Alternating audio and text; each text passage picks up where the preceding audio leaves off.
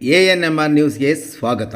Full meals ಜೊತೆಗೆ ದಿನಕ್ಕೊಂದು ಸಿಹಿ ಅಡಿಗೆ ಶ್ರೀ ಲಕ್ಷ್ಮೀ ವೆಂಕಟೇಶ್ವರ ಮೆಸ್ನಲ್ಲಿ. ಚಿಂತಾಮಣಿ ನಗರಸಭೆ ಹಿಂಭಾಗದ ಆಕ್ಸಿಸ್ ಬ್ಯಾಂಕ್ ಪಕ್ಕ ಪಾರ್ಕ್ ರಸ್ತೆ ಎನ್ಆರ್ ಬಡಾವಣೆಯಲ್ಲಿರುವ ಶ್ರೀ ಲಕ್ಷ್ಮೀ ವೆಂಕಟೇಶ್ವರ ಮೆಸ್ 2024 ಜನವರಿ 1ರಿಂದ ಪ್ರಾರಂಭವಾಗಿರುವ ನಮ್ಮಲ್ಲಿ ಪ್ಲೇಟ್ ಮೀಲ್ಸ್ ಜೊತೆಗೆ ಮೊಟ್ಟ ಮೊದಲ ಬಾರಿಗೆ ಫುಲ್ ಮೀಲ್ಸ್ ಸಸ್ಯಾಹಾರಿ ಊಟದ ಮೆಸ್ ಮತ್ತು ಪ್ರತಿದಿನ ವಿಶೇಷ ಸಿಹಿಯೊಂದಿಗೆ ಪ್ರಾರಂಭಿಸಿದ್ದೇವೆ. ಹೆಚ್ಚಿನ ವಿವರಗಳಿಗೆ ಸಂಪರ್ಕಿಸಿ ಮುನಿರೆಡ್ಡಿ, ಮಾಲೀಕರು. ಮೊಬೈಲ್ ಸಂಖ್ಯೆ 9492884491 ಮತ್ತು 7349389880.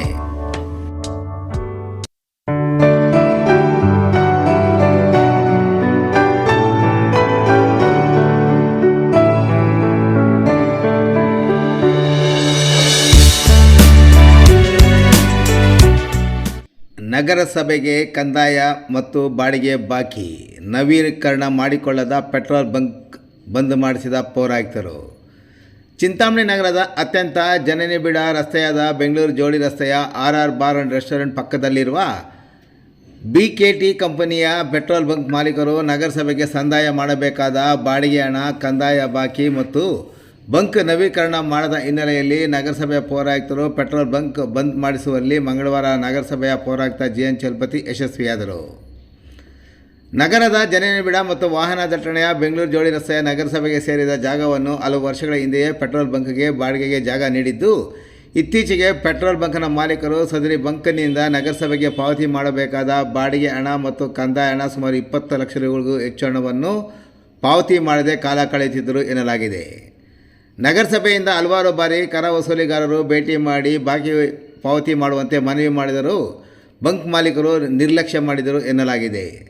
ಇನ್ನು ಸದರಿ ಪೆಟ್ರೋಲ್ ಬಂಕ್ ಮಾಲೀಕರಿಗೆ ನಗರಸಭೆಯಿಂದ ನೀಡಿದ ಜಾಗದ ಗುತ್ತಿಗೆ ಅವಧಿ 2021ಕ್ಕೆ ಮುಗಿದಿದ್ದು, ಅದನ್ನು ಸಹ ನವೀಕರಣ ಮಾಡಿಕೊಳ್ಳಲು ಬಾಕಿ ಹಣ ಪಾವತಿ ಮಾಡಿ ನವೀಕರಣ ಮಾಡಿಕೊಳ್ಳುವಂತೆ ಸೂಚಿಸಿದರೂ ಮಾಲೀಕರು ನಿರ್ಲಕ್ಷ್ಯ ಮಾಡಿದ ಹಿನ್ನೆಲೆಯಲ್ಲಿ ಇಂದು ಬೆಳಗ್ಗೆ ನಗರಸಭೆಯ ಪೌರಾಯುಕ್ತ JN ಚಲಪತಿ, ಹಿರಿಯ ಆರೋಗ್ಯಾಧಿಕಾರಿ ಆರತಿ, ನಗರಸಭೆಯ ವ್ಯವಸ್ಥಾಪಕ ನಜೀರ್ ಪಾಷಾ, ನಗರಸಭೆಯ ಕಂದಾಯ ಅಧಿಕಾರಿ ಏಜಾಜ್ ಮತ್ತು ಕರ ವಸೂಲಿ ಸಿಬ್ಬಂದಿ ಸ್ಥಳಕ್ಕೆ ತೆರಳಿ ಪೆಟ್ರೋಲ್ ಬಂಕ್ಗೆ ನಗರಸಭೆಯ ಸೊತ್ತು ಎಂದು ನಾಮಫಲಕ ಹಾಕಿ ಪೆಟ್ರೋಲ್ ಮುಂಭಾಗ ಟೇಪು ಅಳವಡಿಸುವ ಮೂಲಕ ಪೆಟ್ರೋಲ್ ಬಂಕ್ ಬಂದ್ ಮಾಡಿಸುವಲ್ಲಿ ಯಶಸ್ವಿಯಾದರು.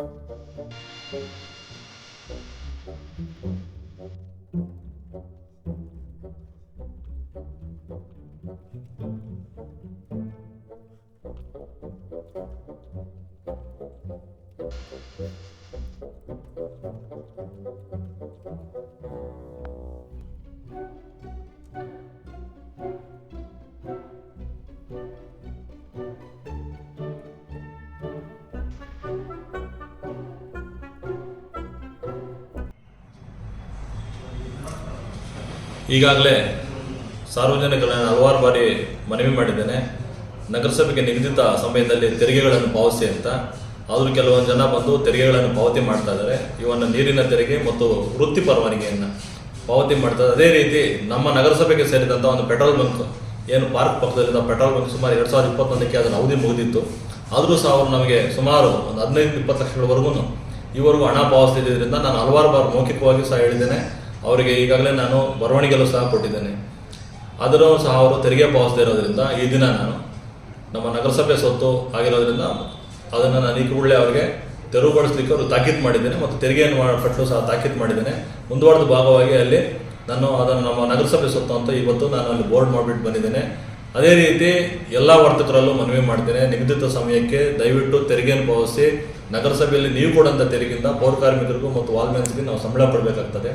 ಮುಂದುವರೆದು ಮಾರ್ಚಲ್ಲಿ ತೆರಿಗೆಗಳನ್ನು ಸಹ ನಿಮಗೆ 5% ರಿಬೇಟ್ ಇರುತ್ತೆ. ಅದನ್ನು ಸಹ ಮುಂದಿನ ತಿಂಗಳಲ್ಲಿ ನಾವು ವಿಶೇಷವಾದಂಥ ಕೌಂಟರ್ ವ್ಯವಸ್ಥೆಯನ್ನು ಮಾಡ್ತೀವಿ. ನಗರಸಭೆಯಲ್ಲಿ ಬ್ಯಾಂಕ್ ವ್ಯವಸ್ಥೆನೂ ಸಹ ಇದೆ, ನೀವು ಬಂದು ಕಟ್ಬೋದು. ನೀರಿನ ತೆರಿಗೆಯನ್ನು ರಾಜ್ಯದಲ್ಲೇ ನಮ್ಮಲ್ಲಿ ಕಡಿಮೆ ಇದೆ. ಈಗಾಗಲೇ ನಾವು ಭಕ್ತರಳ್ಳಿ ಅರಸೀಕೆರೆಯಿಂದ ನೀರನ್ನು ಮಾನ್ಯ ಸಚಿವರ ಸೂಚನೆ ಮೇರೆಗೆ ನಗರದಲ್ಲಿ ನಾವು ಕೊಡ್ತಾ ಇದ್ದೀವಿ. ಸದ್ಬಳಕೆ ಮಾಡ್ಕೊಳ್ಳಿ. ಬರಗಾಲ ಬರ್ತಾ ಇರೋದ್ರಿಂದ ಅದನ್ನು ಎಲ್ಲೂ ಪೋಲ್ ಮಾಡಿದಾಗೆ ನೀರನ್ನು ನೀವು ಸದ್ಬಳಕೆ ಮಾಡಿಕೊಂಡು ನಿಗದಿತ ಸಮಯಕ್ಕೆ ನಗರಸಭೆಗೆ ತೆರಿಗೆಗಳನ್ನು ಪಾವತಿ ಮಾಡಬೇಕಂತ ನಾನು ತಮ್ಮಲ್ಲಿ ಮನವಿ ಮಾಡ್ತೇನೆ.